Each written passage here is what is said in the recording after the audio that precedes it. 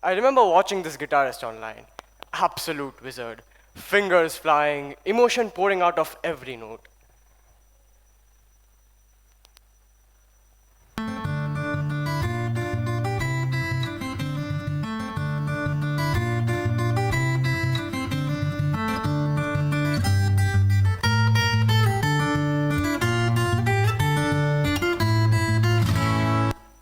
And then I tried to play the same song.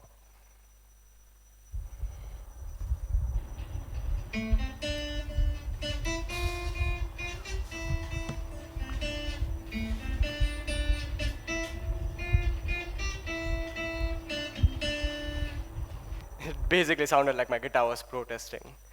But that's when I started wondering, is this person truly gifted or did they just practice differently?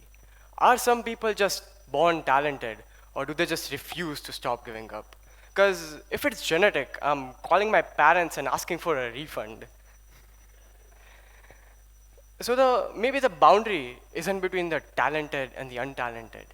Maybe the boundary is between those who stop at I can't and those who continue with I'll try. People often talk about talent like it's this magical thing, like some people just pop out of the womb playing Beethoven while the rest of us are still struggling with Happy Birthday. But science paints a very different picture. Back in the 1970s, neuroscientist Eric Kandel was experimenting with a sea slug called Aplysia. He found that whenever it learned something simple, like withdrawing its gill when touched, the neurons in its brain formed new connections. And with repetition, these connections became stronger and faster. Kandel later won the Nobel Prize in 2000 for proving that learning physically reshapes the brain, even in humans. Every skill we learn, whether it's hitting a note, solving an equation, or even public speaking, leaves a little biological footprint in our neurons. What's even more amazing is how our brain adapts to practice. Every time we repeat a skill, the neurons wrap those circuits in a substance called myelin. Basically, electrical insulation for our brain. The more we practice, the thicker the myelin, and the faster the signal travels. Think of it like the brain's version of upgrading from a slow, glitchy Wi-Fi to a high-speed fiber internet. But not all practice is equal. Psychologist Anders Ericsson, who inspired the famous 10,000-hour rule, found that what really matters is deliberate practice, the kind that feels uncomfortable. Deliberate practice is practice with focus, with feedback, and with discomfort. You aim for the edge of your ability, you fail there, and you stay there over and over again. So every time you struggle, you're literally rewiring your brain to handle more. So yes, every time I botched that same guitar chord over and over again, technically, I was getting smarter. Emotionally, debatable. But then, this flips the whole born with it idea on its head. Because if practice reshapes our brain, then the boundary isn't biological, it's psychological. It's not about who's gifted, it's about who keeps showing up long enough for their brain to catch up. But then, here's the problem. Even after knowing the science, that skill is built, not born. Most of us never try. Why? Because of something I call the talent trap. It's that moment when you see someone do something incredible and think, wow, must be nice to be born like that. And just like that, you have exited the race before you even stepped on the track. Let's do one thing. Quick show of hands. How many of you ever thought, I wish I could do that? All right, and how many of you have actually tried? See, that gap between wishing and trying, that's where the myth of talent lives. Psychologist Carol Dweck calls this having a fixed mindset. The belief that ability is something you either have or you don't. And when you believe that, effort becomes a threat. Because every time you try and you fail, it just becomes proof that you are just not cut out for it.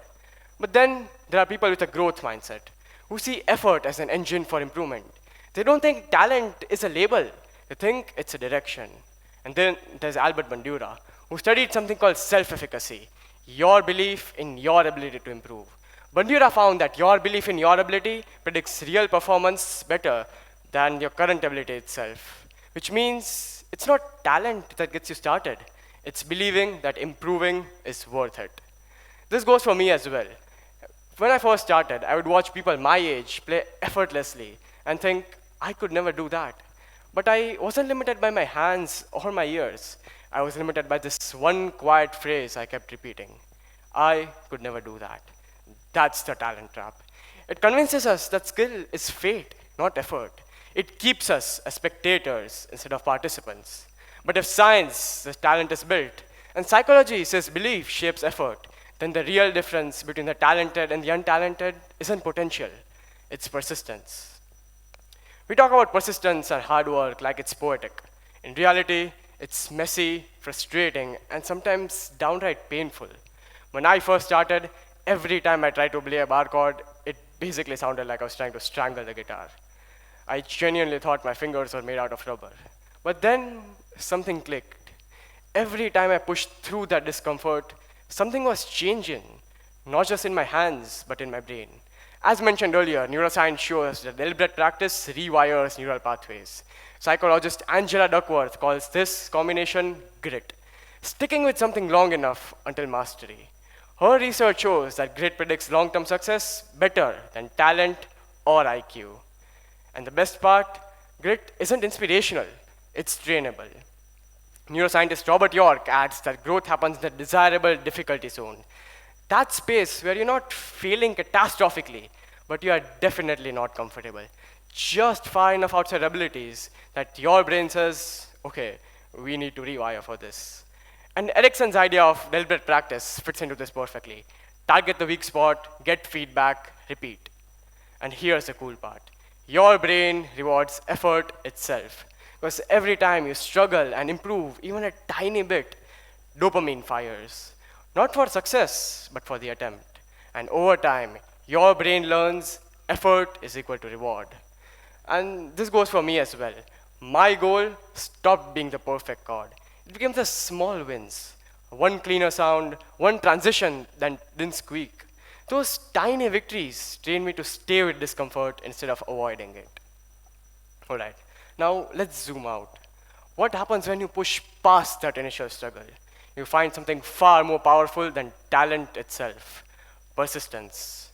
Think of athletes who have trained for years before their first win, or scientists who have failed sometimes hundreds or thousands of experiments before a breakthrough. Turns out, overnight success usually takes about 10 years, give or take a few mental breakdowns. But when you look closer, every so-called gifted person has one thing in common. They kept going when no one was watching. So maybe talented people aren't blessed, they're just better at being bad for longer. I think I've been going on for way too long. Now, let's take a moment. Think of something you have always admired in others, whether it's painting, coding, public speaking, or even playing an instrument for that matter. And ask yourself honestly, did you ever give yourself the chance to be bad at it long enough to get good? Going beyond the boundary of talent isn't just about having more ability. It's giving yourself the permission to persist, stumble, and improve when no one is watching. Persistence doesn't just build skill, it reshapes how we see ourselves, transforms boundaries, and transforms I can't into I'll try. Remember that guitarist we saw earlier?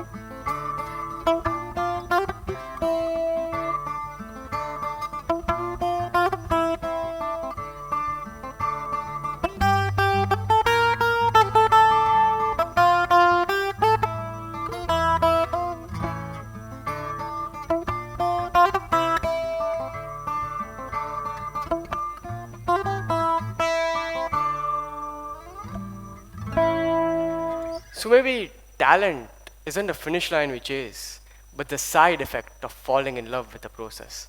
The hours, the mistakes, the awkward attempts. If talent creates boundaries, effort erases them. Because every time you try, fail, and try again, your brain rewires. Every stumble or squeaky chord becomes progress. So the next time you see someone do something incredible, don't think, I could never. Think, I could start. Because that's where every so called talent truly begins. And if the journey begins with a few terrible sounds, that's just the universe tuning you in. Thank you.